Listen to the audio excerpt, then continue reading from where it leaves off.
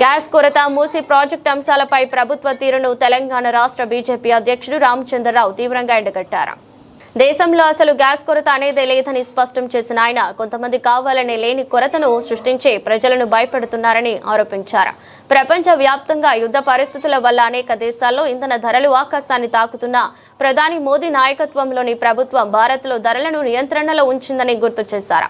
గతంలో 1200 వరకు ఉన్న గ్యాస్ ధరను 900కు తగ్గించి సామాన్యుడిపై భారం తగ్గించిన ఘనత కేంద్రానిదేనని ఆయన ధీమా వ్యక్తం చేశారు. మీర్పేట్ డివిజన్ బీఆర్ఎస్ అధ్యక్షుడు మరి వారితోటి అనేక కాలనీ నివాసులు బీఆర్ఎస్ కార్యకర్తలు చాలా మంది భారతీయ జనతా పార్టీలో చేరినందుకు వారికి స్వాగతం సుస్వాగతం. కానీ మహిళలు చాలా మంది జాయిన్ అయ్యారు.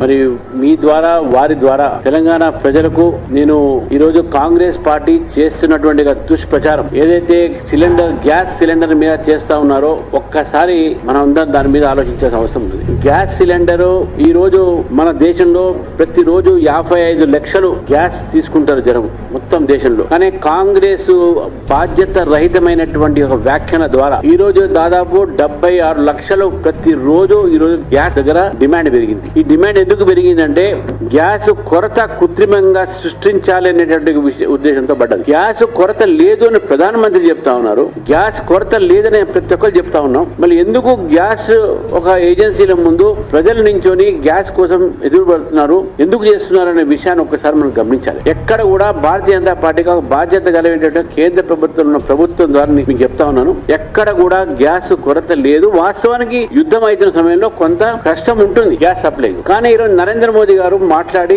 జయశంకర్ గారు కూడా ఇరాన్ ప్రెసిడెంట్ తో మాట్లాడి, ప్రైమ్ మినిస్టర్ తో వాళ్ళతో మాట్లాడి హర్మోజ్ అనేటటువంటి ఒక ఏదైతే సముద్రం మార్గం ఉందో తద్వారా సముద్రంలో నుంచి నౌకల ద్వారా మనకు గ్యాస్ సరఫరాకు ఎటువంటి నిబంధనలు లేవు కాబట్టి మనం డైరెక్ట్ గా మనకు గ్యాస్ కొరత ఇక్కడ మనకు ఉండదు. ఒకటి. రెండోది, మనం ఒక గల్ఫ్ దేశాల నుంచే కాదు ఇతర దేశాల నుంచి కూడా మనము చమురు అదే విధంగా గ్యాస్ తీసుకుంటా ఉన్నాం. కానీ గ్యాస్ కొరతకు ఈ రోజు మీరు ఒక్కసారి ఆలోచించండి. కాంగ్రెస్ కావాలనే ఈ యొక్క కృత్రిమ ఒక గ్యాస్ షార్టేజ్ ని తీసుకువచ్చి వాళ్ళ రాష్ట్ర మీరు చూడండి, ఎక్కడ కూడా బీజేపీ రాష్ట్రంలో ఎక్కడ కూడా గ్యాస్ కొరత వినబడలేదు. కేవలం కాంగ్రెస్ పరిపాలన రాష్ట్రంలోనే ఈ యొక్క సమస్య వస్తున్నది.